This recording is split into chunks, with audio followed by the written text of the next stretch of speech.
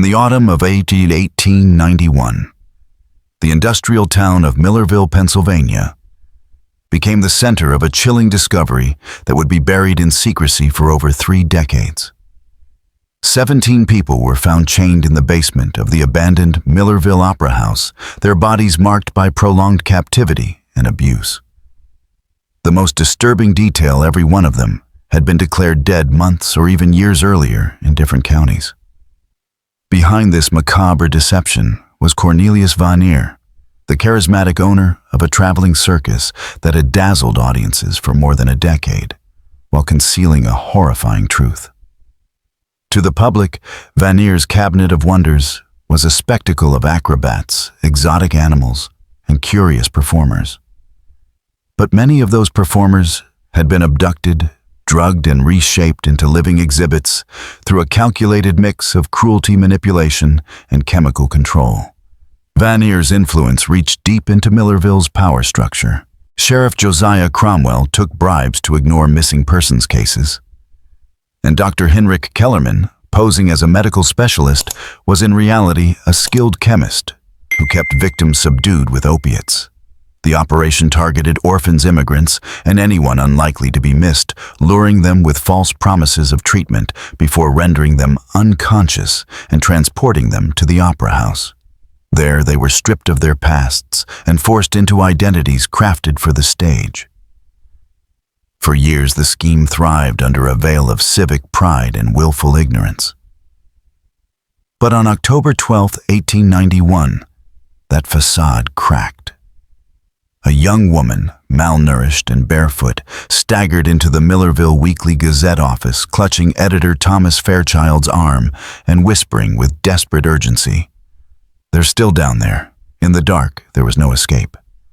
The chains were too heavy, too tight. Fairchild eased the trembling young woman into a chair and handed her a glass of water, which she drained in frantic gulps. As her breathing slowed, her words came in scattered fragments, painting a picture of horror that at first seemed impossible. She spoke of cramped rooms beneath the opera house, of a man with needles and bitter medicine, of being forced to repeat the same movements until her body burned with pain. Her name, she thought, was Sarah Henley, maybe from Lancaster, but her voice wavered with uncertainty. "They told me I was dead," she whispered. "They showed me papers that said I was dead." At first, Fairchild doubted her. The story was too outrageous, her mind too shaken. But her precise descriptions of the opera house's basement, details he knew to be accurate, made him pause. She named other captives, describing their appearances and quirks with a consistency no delusion could match. Most damning of all, she spoke of a ledger kept in Vanier's office, a record of every captive, their origins, and the price paid for them. "He calls us his investments," she said, her voice growing stronger. "Some of the names go back years, Mr. Fairchild. Years." It was more than abuse. This was a highly organized criminal empire that had thrived unnoticed for nearly a decade. The revelation filled Fairchild with dread and a reporter's fierce resolve. But proof would mean going up against Millerville's most powerful men who could ruin anyone who threatened their interests. Sarah's escape had been a fluke. A dosing error by Kellerman's assistant, a jittery young man named Peter, had left her unusually clear-minded instead of sedated. When Peter also failed to lock her shackles properly, she seized her chance. The basement was a labyrinth of windowless cells, each holding a single captive, shackled just far enough from the door to make escape impossible. Only Vanier or Kellerman could undo the intricate system of pulleys and locks.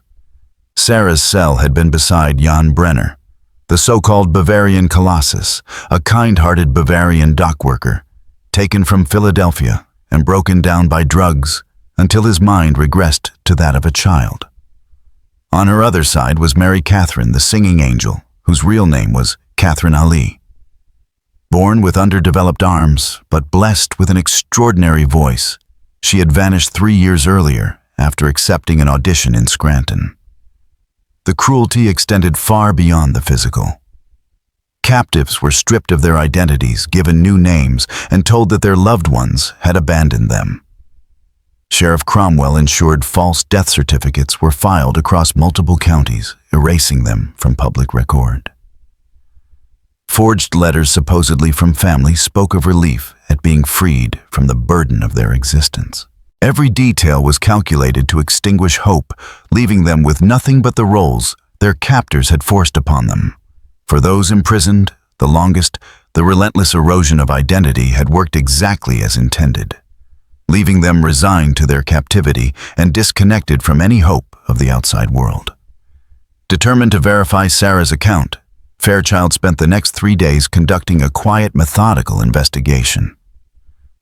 What he uncovered was both damning and deeply unsettling.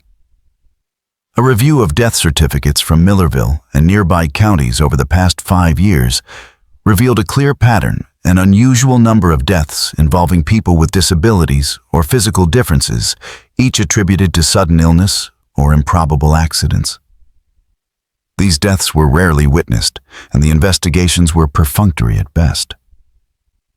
Even more disturbing, many of the supposed deceased bore an uncanny resemblance to performers in Vanier's Cabinet of Wonders. The dates of death matched almost perfectly with the circus's tour schedule through small Pennsylvania towns. Armed with this evidence, Fairchild decided to confront Sheriff Cromwell. On the morning of October 16th, he descended into the sheriff's cramped, tobacco-scented basement office where Cromwell sat polishing his revolver, a gesture that felt less like routine maintenance and more like a deliberate warning. "Tom," Cromwell said, without looking up, "I hear you've been asking some interesting questions." The weight of the room seemed to press in, but Fairchild forced himself to bring up the death certificates and their suspicious timing. Cromwell's reaction was immediate and violent. With no warning, he slammed the butt of his revolver into Fairchild's face, knocking him to the floor. Blood streamed from a deep gash above Fairchild's left eye as he looked up to see the sheriff, now aiming the gun directly at him. "You're going to forget that crazy girl," Cromwell said evenly. "You're going to forget you ever saw her. And if I hear you spreading lies about men like Mr. Vandermeer, well, accidents happen in mining towns. Men disappear all the time." In his arrogance, Cromwell had confirmed the heart of Sarah's story and exposed his own role in the conspiracy. Though rattled and in pain, Fairchild's mind worked like a journalist's, locking away every word as evidence. Leaving the office, he understood 2 things. His life was in grave danger, and he could trust no one in Millerville's power structure. Reaching state or federal authorities would be risky. Cromwell's network could easily intercept word before help arrived. That left Fairchild with one dangerous, audacious option: bring the proof directly to the authorities and the public himself. Working with Sarah, he began planning an infiltration of the Opera House basement. Her detailed knowledge of the building's layout, guard rotations, and hidden access points was invaluable. The plan would have to be executed with absolute precision. Rescue was not the goal. Fairchild didn't have the means to free the captives. Instead, he would gather undeniable evidence, photographs of the cell's records of the captives' identities, and if possible, Vanier's own ledger. With that, the truth could no longer be buried. Neither Fairchild nor Sarah realized that their careful preparations had already drawn dangerous attention. Kellerman, ever watchful and suspicious, had begun to question whether Sarah's escape was truly an accident. On the evening of October 23rd, while Fairchild was readying his camera for the planned infiltration the following night, Kellerman uncovered something that confirmed his fears. Several vials of chloroform were missing from his stores, along with photographic chemicals that had no legitimate medical purpose. The conclusion was obvious: someone intended to expose his work. He wasted no time alerting Vanier and Cromwell, and together they set their emergency protocol into motion. It was chillingly simple: destroy every trace of the operation, including the captives themselves. By the time Fairchild and Sarah crept toward the Opera House on October 24th, their investigation was already anticipated. The building appeared empty, just as Sarah had expected. Vanier and his associates were supposedly spending the night at the Millerville Social Club, a habit that had once given her a narrow window to escape. Counting on that same routine, the pair entered through a basement window Sarah had left unlocked months earlier. Inside, the air was heavy with the stench of waste sweat and a sickly sweet odor Fairchild couldn't place. By the dim glow of a shaded lantern, they moved through the maze of crude cells. What Fairchild saw exceeded even Sarah's grim warnings. The captives were skeletal, many bearing scars and marks of deliberate mutilation. Some lay in stupors brought on by heavy drugging, responding faintly to Sarah's whispered reassurances. Jan Brenner, the Bavarian colossus, was shackled so tightly that the iron had carved deep, raw furrows into his flesh. His towering frame had withered to skin and bone, and his eyes held only a dull emptiness. When Sarah spoke his name, a flicker of recognition crossed his face, but it vanished as quickly as it came. Catherine Ali, once the celebrated singing angel, was even more broken. Her once golden voice had been reduced to a rasp, her throat damaged by years of forced performances under Kellerman's chemical control. She was awake, but her focus drifted like a candle in a dying wind. While Fairchild set up his camera to capture the conditions, Sarah searched the basement for anyone else she recognized. In the old wine cellar, they stumbled upon something that shifted the nature of their mission entirely. It was Kellerman's laboratory, a nightmarish space lined with glass vials, syringes, and surgical instruments. Pages of notes, some in German and partially translated, described behavioral modification, pain tolerance studies, and psychological reconstruction. These were not the records of a man content with keeping prisoners docile. This was the work of someone attempting to remake human beings through cruelty and experiment. The most damning find came in Vanier's private office.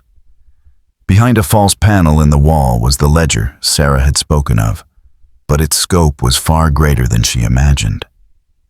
Over 8 years, 43 individuals had been acquired for the Cabinet of Wonders. Each entry listed their true identity, origin, method of capture, and assigned stage persona. Notes in the margins recorded the deaths of certain captives and detailed how those deaths were hidden from the public. False certificates, fabricated witness statements, and sometimes even staged accidents. The evidence in Fairchild's hands was enough to destroy reputations, careers, and perhaps the entire town's illusion of decency. But in that moment, he and Sarah didn't yet realize they were walking in the final minutes before the trap closed. 17 names in the ledger were marked as active performers. The remaining 26 were labeled discontinued, a word Fairchild now understood to mean dead victims who had either perished from the brutal conditions or been killed once they could no longer perform. As he photographed the ledger by the dim light of his shaded lantern, a noise from the basement stairs froze him in place. Heavy footsteps descended, accompanied by low, deliberate voices. The trap had sprung. The sweet cloying scent he'd noticed earlier suddenly clicked in his mind. Chloroform. The air grew thick with it, pumped into the ventilation for minutes before they'd realized. At the far end of the basement, Sarah collapsed mid-step, falling beside a row of cells.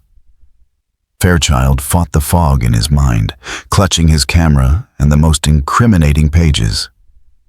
But his strength was fading. The last thing he saw before darkness claimed him was Cornelius Vanier descending with a lantern in one hand and a revolver in the other, followed by Sheriff Cromwell, Dr. Kellerman, and 2 unfamiliar men with the unmistakable posture of hired muscle. It was then Fairchild knew with absolute clarity he and Sarah were about to be added to the ledger as discontinued.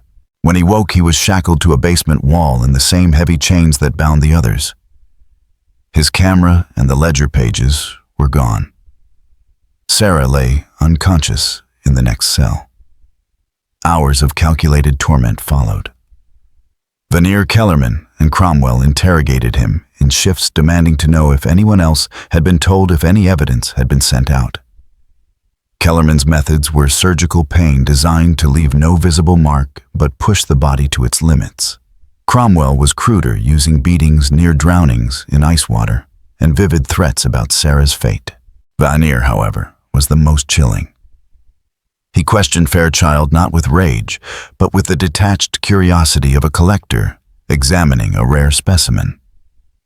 He asked about his life, his work, his ambitions, until the true purpose of his interest became clear. Vanier was assessing whether Fairchild could be remade into one of his attractions. "You have presence, Thomas," he mused. "Intelligent eyes, strong features. With the right training, you could be the scholar of sorrows, a man of letters driven mad by forbidden knowledge." The casual way he spoke of turning him into a stage oddity was more horrifying than the torture it revealed, a complete absence of empathy, the same void that had allowed this monstrous enterprise to thrive for years.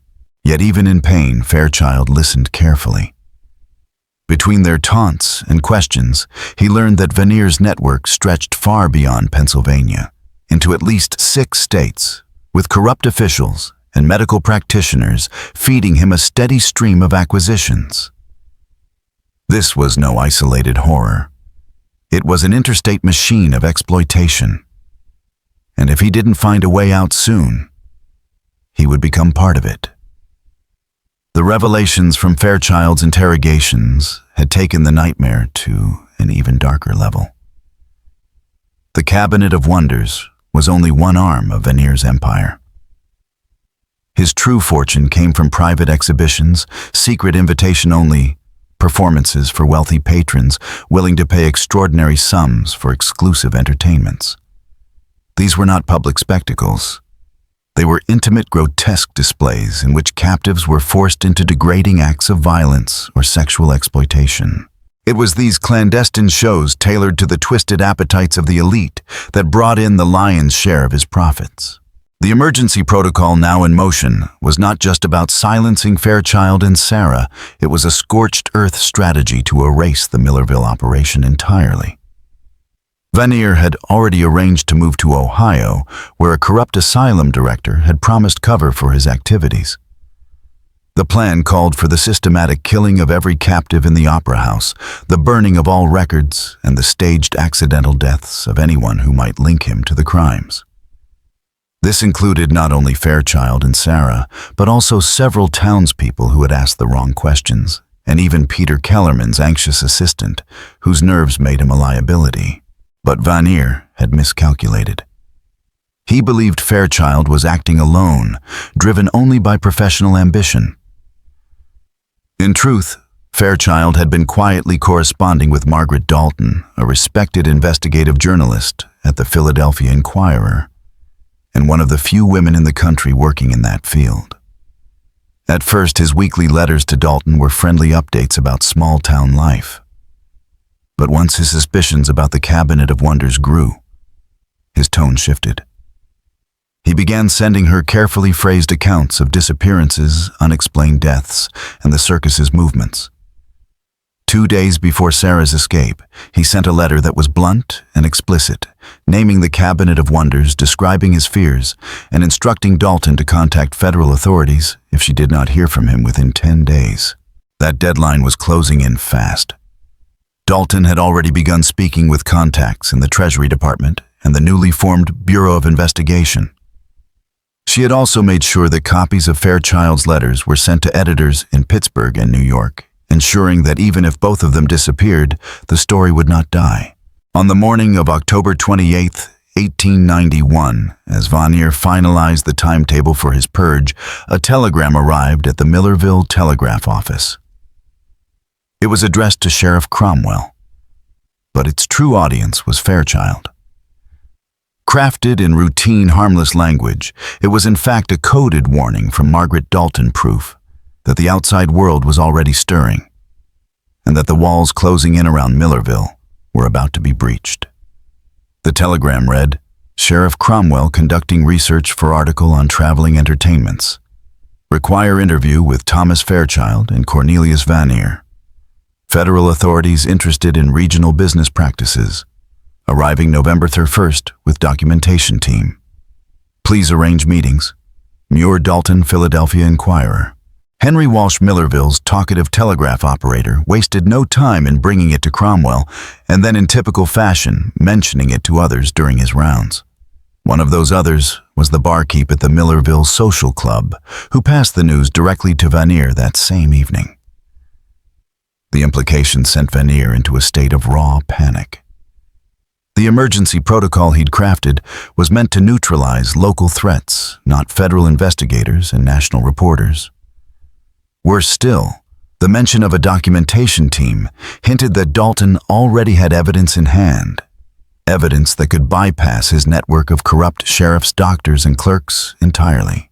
Cornered and convinced he had no other option, Vanier made a catastrophic decision. He would escalate to the most extreme version of his plan. Kill all captives immediately, burn the opera house to the ground, and vanish with whatever wealth he could carry. It was a desperate, short-sighted move born of fear, and it would create the very opening his enemies needed. On the night of October 29th, 1891, the plan began in earnest. Kellerman prepared massive doses of morphine and strychnine, intending to poison all 17 captives quickly. Their bodies would then be doused in kerosene and burned, leaving nothing for investigators to find. But Kellerman's jittery assistant, Peter, could not go through with it. Months of guilt had already weighed on him, and the thought of standing by as 17 people were murdered broke whatever resolve he had left. Peter fled to the home of Reverend Samuel Brooks, the Methodist pastor, and one of the few men in Millerville untouched by Vanier's influence. At first, Brooks thought Peter was raving, but the assistant's detailed description of the opera house's hidden basement and his accurate accounts of people long thought dead forced the Reverend to take him seriously. Together, they devised a desperate two-pronged plan.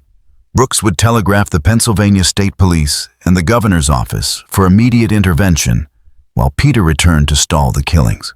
By the time Peter slipped back into the opera house, Kellerman had already begun the first stage of his three-part poisoning process, telling the captives it was a routine sedative. Thinking fast, Peter told him Cromwell wanted to interrogate the prisoners one last time before their disposal. It bought a few precious hours, just enough for Brooks's telegrams to start their journey to the state capitol. Meanwhile, in his damp basement cell, Fairchild was working on his own escape. The chloroform and beatings had left him battered, but he'd noticed a weakness in his chains. The anchor bolt securing them was set into masonry, eroded by years of moisture. With slow, deliberate pressure, he began to pry it loose, pausing whenever footsteps approached. As the night wore on, three forces were now in motion. Vanier's lethal timetable, Peter's quiet sabotage, and Fairchild's painstaking bid for freedom. None of the players yet realized how quickly these threads would twist together, and how violently the balance of power was about to shift. Fairchild's anchor bolt gave way, just as Peter's stalling tactics upstairs were buying the captives precious minutes, and at the same moment the first state police officers were making their way toward Millerville in response to Reverend Brooks's urgent telegrams. Escaping his cell was only the first step. The basement was still guarded, and his body was battered from days of captivity and interrogation. But Fairchild knew the opera house's layout from his earlier photographic foray, and he used that knowledge to slip through the corridors and reach the others. What he found was both inspiring and heartbreaking. Some captives, so drugged or broken by years of psychological torment, could barely process what was happening. Others, conditioned to fear retaliation, hesitated to leave their chains. Sarah became their rallying point, her earlier escape giving her authority, her deep knowledge of each captive's fears, allowing her to coax even the most withdrawn toward freedom. But their condition made escape treacherous. Jan Brenner, the gentle giant, could barely stand from malnutrition. Catherine O'Malley's untreated respiratory illness left her gasping for breath with the slightest exertion. Many others bore injuries Kellerman had deliberately neglected as part of his control. Still, they worked quickly, freeing those who could move and supporting those who could not. Above them, the thud of hurried footsteps shouted orders, and scraping furniture told them Vanier's emergency protocol was underway. The tension broke when Kellerman, suspicious of Peter's repeated delays, descended to inspect the captives himself. Finding Fairchild's cell empty and the others unchained, he raised the alarm. Vanier and Cromwell stormed into the basement with armed men. In the cramped corridors, the captives were trapped between freedom and recapture. Vanier had firepower and position, but rage clouded his judgment. Fixated on punishing Fairchild for his defiance, he abandoned any systematic effort to corral the captives. This gave Sarah and the more able-bodied prisoners a chance to reach the stairs. Peter, waiting at the top, signaled when the way was clear, helping them slip toward the upper floors. Cromwell chased Sarah and two others up the steps, only to run straight into Reverend Brooks and 3 Pennsylvania State Police officers. The Reverend, worried for Peter's safety, had come personally, and the officers arriving earlier than expected, thanks to a lucky rail connection, were already primed to distrust the local sheriff. Cromwell's attempt to assert authority collapsed instantly under their scrutiny. Amid the confusion of captives flooding the ground floor and state officers trying to determine who was victim and who was villain, Vanier made his last desperate move. He and Kellerman barricaded themselves in the office, intending to destroy every scrap of incriminating evidence before fighting their way out. What they didn't know was that Fairchild had already photographed the most damning ledger pages days earlier, and those photographs were hidden in a place only he and Sarah knew. The standoff in Vanier's office dragged on for nearly 3 tense hours. By the time additional state police reinforcements arrived, accompanied by a representative from the Pennsylvania Attorney General's office, alerted through Margaret Dalton's contacts in federal law enforcement, the Opera House had become the scene of a grim but historic reckoning. Outside the barricaded room, 17 people long declared dead were being photographed, interviewed, and given medical attention. Many were frail, some barely conscious, but all were alive, and most could still recount the horrors they had endured. The breakthrough came from an unlikely source. Jan Brenner, the gentle giant whose spirit had been nearly erased by years of cruelty, suddenly locked eyes with Kellerman through the office window. Something in him snapped. With a roar of rage, Jan began tearing apart the barricade, hurling aside heavy furniture as though it weighed nothing. In minutes, he had opened a gap wide enough for state police to pour through. Kellerman, physically and emotionally spent, surrendered without a struggle. Vanier, however, was another matter. Officers found him calmly feeding papers into a fire in a metal wastebasket. Without looking up, he said evenly, "Gentlemen, I'm afraid you're too late. Whatever crimes you believe you can prove died with these papers." But he was wrong. Fairchild's hidden photographs, the survivors' testimony, and Peter's insider account provided an unshakable foundation for the case. Sheriff Cromwell's arrest followed swiftly. Faced with an avalanche of evidence and multiple witnesses implicating him, the once powerful lawman folded almost instantly, offering to name Vanier's wider network in exchange for leniency. Then, in the middle of the chaos, something extraordinary happened. Catherine Ali, her voice ragged, but her will unbroken, began to sing a hymn her mother had taught her as a child. One by one, the other survivors joined in their battered voices, rising in a fragile but undeniable chorus. It was the sound of life reclaiming itself, a blend of grief, defiance, and survival that seemed to cleanse the air in that wretched building. By dawn, on October 30th, 1891, the scale of Vanier's crimes was becoming clear. The 17 rescued that night were only a fraction of his victims. The 26 marked discontinued in his ledger would never see justice. The trials that followed gripped Pennsylvania and the nation, becoming one of the first major prosecutions of organized human trafficking in U.S. history. Newspapers from coast to coast covered every detail. Cornelius Vanier was convicted on 43 counts of kidnapping, 17 counts of unlawful imprisonment, and 26 counts of murder.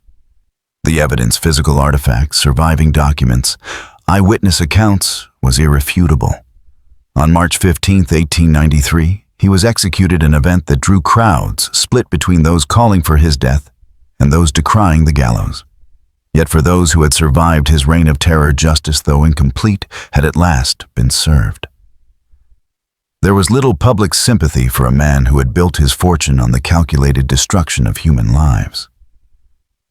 Dr. Heinrich Kellerman avoided the gallows by cooperating fully with investigators, earning a life sentence instead. His exhaustive confessions mapped out the full breadth of Vanier's network, leading to arrests in 6 states and exposing a web of corruption that extended far beyond Millerville. Perhaps most importantly, Kellerman's meticulous medical notes gave doctors and psychologists their first real insight into the long-term damage inflicted on the captive's knowledge that would shape the care and rehabilitation many survivors would receive.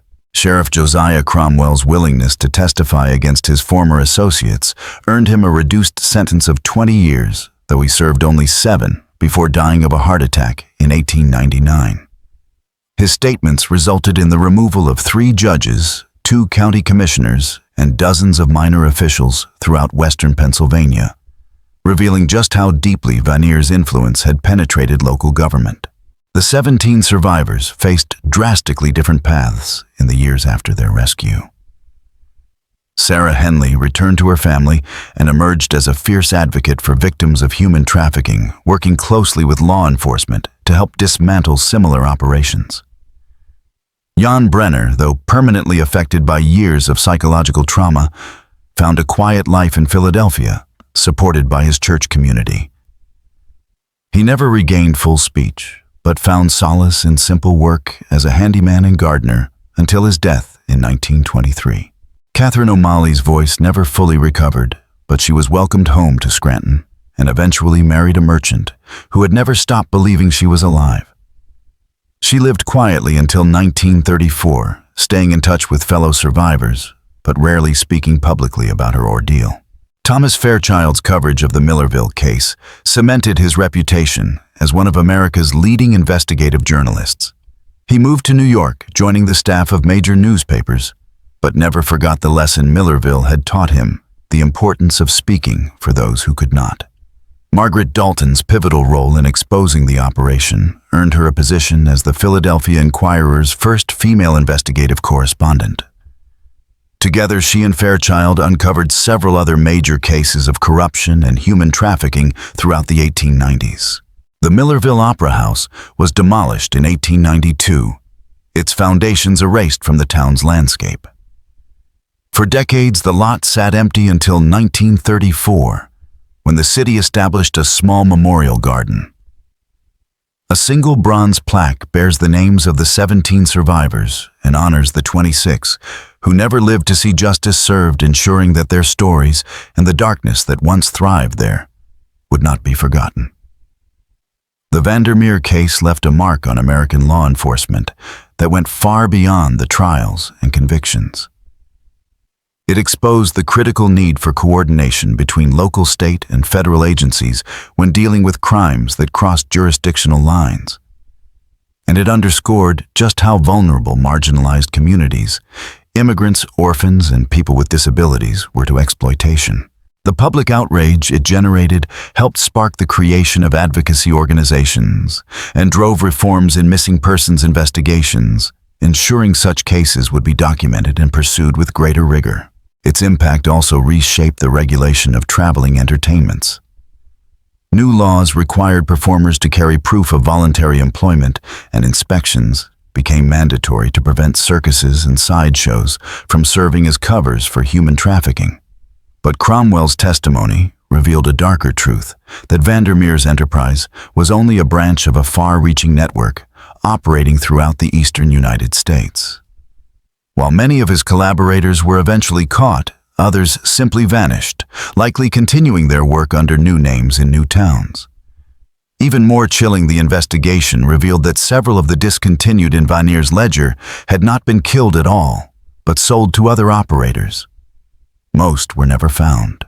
Perhaps the most sobering lesson was that the operation had thrived for so long. Not because it was invisible, but because it was convenient for society to ignore. Prejudice and indifference toward the marginalized made it easy to falsify death records, for officials to accept bribes, and for the public to consume dehumanizing entertainment without asking questions.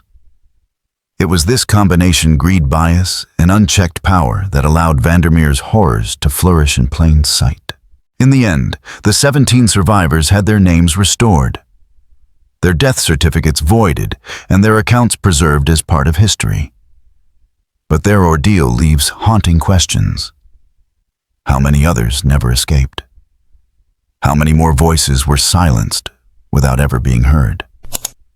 The Millerville case stands as a testament to the resilience of those who survived, and as a stark warning that the most dangerous monsters are human, thriving in the shadows created by corruption and apathy.